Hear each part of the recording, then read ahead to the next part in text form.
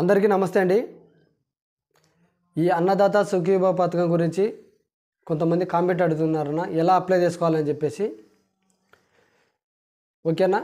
ఈ అన్నదాత సుఖీభవ పథకం మనం అప్లై చేసుకోవడానికంటే ముందు వైఎస్ఆర్సీపీ గవర్నమెంట్లో వైఎస్ఆర్ రైతు భరోసా అన్నటువంటి పేరును టీడీపీ గవర్నమెంట్ అధికారంలోకి వచ్చిన తర్వాత అన్నదాత సుఖీభవ పేరు అయితే మార్చడం జరిగింది. మరి ఈ అన్నదాత సుఖీభవ పథకానికి మనం లబ్ధి పొందాలంటే కనుక మన దగ్గర ఏ డాక్యుమెంట్స్ ఉండాలి, మరి ఎలా అప్లై చేసుకోవాలి, ఎంత అమౌంట్ ఇస్తారని చెప్పేసి వీడియోలో మొత్తం క్లారిటీగా చెప్తాను. ఎవరైనా ఇంకా మన యూట్యూబ్ ఛానల్ సబ్స్క్రైబ్ చేసుకునే వాళ్ళు ప్లీజ్ సబ్స్క్రైబ్ చేసుకొని లైక్ చేయండి. అన్న, నేను చెప్పే ఇన్ఫర్మేషన్ మీకు ఉపయోగపడుతుంది. మీరు లైక్ చేయడం వలన ఈ వీడియో 10 మందికి ఉపయోగపడుతుంది. ఓకేనా? ప్లీజ్ లైక్ చేయండి. ఫస్ట్ ఈ అన్నదాత సుఖీభవ పథకం మనం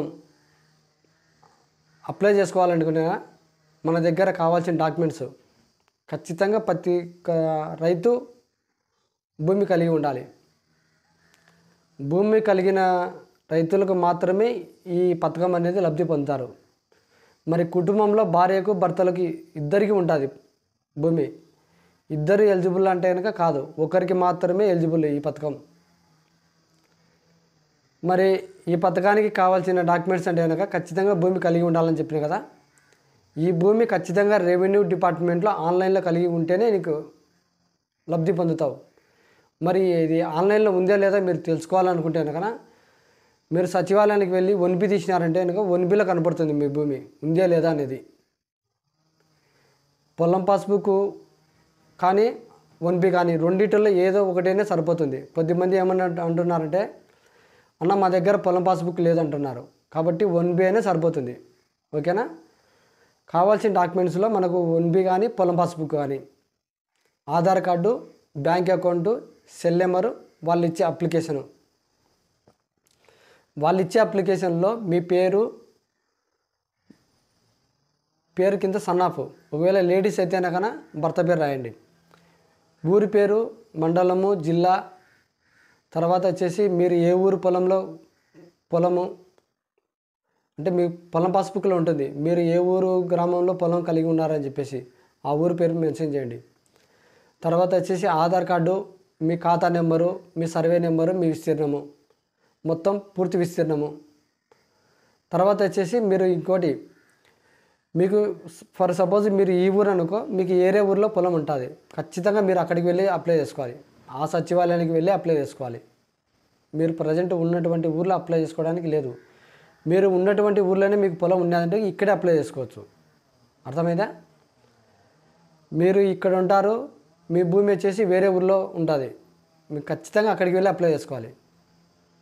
అట్లా లేకుండా కొద్దిమందికి సొంత ఊర్లోనే భూమి ఉంటుంది, అటువంటి వాళ్ళు ఎవరైనా ఉంటే సొంత ఊర్లోనే అప్లై చేసుకోవచ్చు. అప్లై చేసుకున్న తర్వాత వాళ్ళు అగ్రికల్చర్ ఆఫీసర్ ప్రతి ఒక్క అప్లికేషన్ వెరిఫై చేస్తారు. ప్రతి ఒక్క రైతు దగ్గర ఈకేవైసీ తీసుకుంటారు.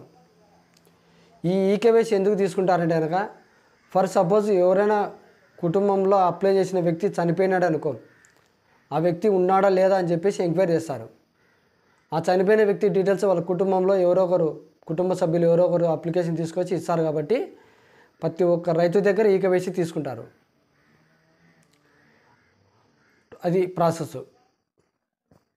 తర్వాత వచ్చేసి మనకి ఎంత అమౌంట్ మనం లబ్ధి పొందుతామంటే కనుక దీనికి వాళ్ళు చెప్పిన మేనిఫెస్టోలో 20,000 రూపాయలు అన్నదాత సుఖీభవ పథకం కింద 20,000 రూపాయలు అయితే చెప్పడం జరిగింది. మరి ఈ 20,000 రూపాయలు పిఎం కిసాన్ కింద మనకు 6,000 అయితే ఇవ్వడం జరిగింది. నరేంద్ర మోడీ డబ్బులు అయితే మనకి ఇస్తున్నారు 6,000 రూపాయలు. అలాగనే మనకు మిగిలిన అమౌంట్ ఎంత ఉంది? 14,000 ఉంది. 14,000 ఉంది. 14,000. ఈ 14,000 2 విడతలకు ఇస్తారు. ఒకటి అక్టోబర్లో, రెండోది జనవరిలో. ఇది అన్నదాత సుఖీభవ పథకం గురించి ఫుల్ క్లారిటీ. మీకు ఏదైనా డౌట్ ఉంటే కనుక కామెంట్లో చెప్పండి, చెప్తా. ఓకేనా? వీడియో నచ్చితే లైక్ చేసి సబ్స్క్రైబ్ చేసుకోండి. Thank you.